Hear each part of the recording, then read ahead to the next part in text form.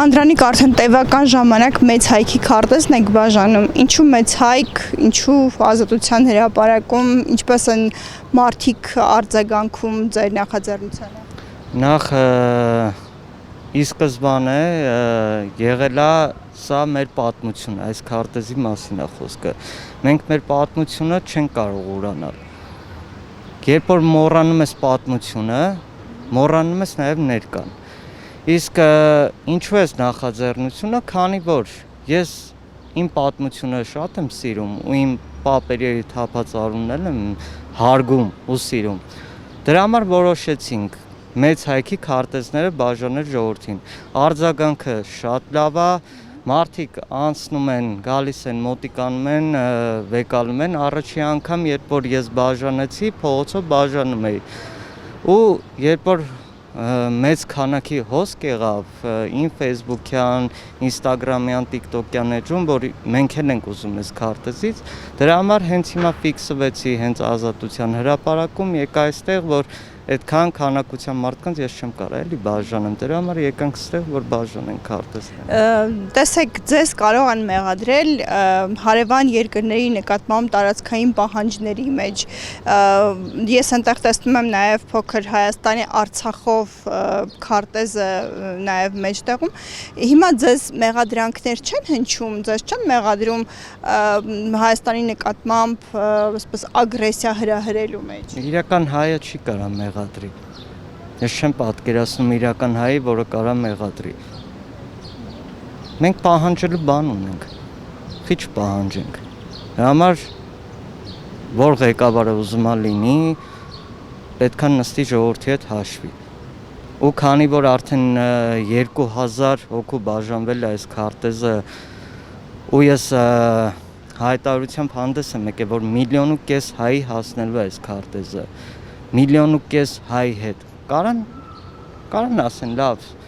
դուք ինչ-որ ես իմ վատ կոչեր եք անում, դուք ինչ-որ, չգիտեմ, ասում եք ես տարածքները մերն է, չեն կարա ժողովրդի հետ պետք է հաշվի նստեն։ Տեսեք, օրինակ 3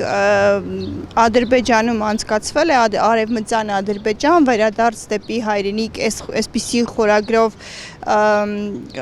ինչ-որ խորհրդաժողով եւ այլն, եւ մեր նկատմամբ տարածքային պահանջները չեն դադարում։ Հիմա օրինակ Նիկոլ Փաշինյանն ասում է, երբ որ մենք մեծ հայքի մասին ենք խոսում, երբ որ խոսում ենք Արցախի մասին, իրենք էլ ուրիշ բան են ասում, իրենք էլ մեզանից են ինչ-որ ակնկալիքներ ունենում։ Հիմա չեք կարծում, որ այսպիսի նախաձեռնություններով կարող է ինչ-որ սադրանքների առիթ դառնալ։ Ես նորից ասեմ, մենք պահանջատեր ենք, սա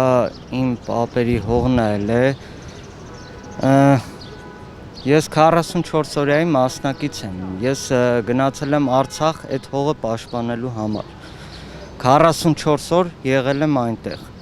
25 օր չեմ մնացել նորից հետի չէր, 44 օր ես եղել եմ պատերազմում, ու իմ համար ցավ է, երբ որ Արցախը հիմա գտնվում է թշնամի պետության վերահսկողության տակ, դա մեր հողերն է եղել, այսինքն մենք կարճ Արցախը հանձնելով, Նախիջևան հանձնելով, այդպես տարածքներ են կորցրել, բա մեր տարածքների համար կզած խաղաղություն չեն պահանջում։ Հայը երբեք չի կզե ու չի կզելու։ Ես այնտեղ եւս մի բաստար եմ տեսնում, քո ձայնը գողացել են դուրս արի պայքարի, սա ինչ կոչ է եւ ում է ուղղված։ Դա համահայկական ճակատի գլխավորությամբ Արսեն Վարդանյանի կուսակցության նախագահի պայքարն է, ես իմ նախաձեռնությամբ միացել եմ իրանց պայքարին։ Ստորագրահավաք, եթե կարծում են օրինակի համար լեգիտիմ չի անցել ընտրությունները, ստորագրահավաք են անում։ Ես սա իմը քաղաքական ու սենց ասեմ կուսակցական ինչ-որ պայքար չի։ Սրանով ես ուզում եմ մարդկանց միավորել։ Ու հետաքրքիրը նա է, որ 3 Բևեռից, ուժեղ Հայաստանից, Հայաստան դաշինքից, մեկ այլ կուսակցություններից եկել են քաղաքացիներ, ովքեր եկել են այս քարտեզի համար ու եկել են գաղափարի համար։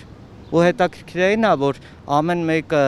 ինչ-որ տարբեր գաղափարներ ունի կուսակցական, բայց մարդիկ եկել են սրա համար ու իրար հետ ջերմ զրուցով, ընկերական հարաբերություններ ստեղծելով իրար հետ շփվում էին։ Դա է մեր ուզածը։ Նիկոլ Փաշինյանը բոլորովին այլ քարտեզ էր բաժանում ընտրությունների ընթացքում, սա կապ ունի։ Նայեք, Նիկոլ Փաշինյանը ցույց է տալիս փոքր քարտեզը։ Այո, դա էլ է մեր տարածքը, մենք չենք հրաժարվում այդ տարածքից,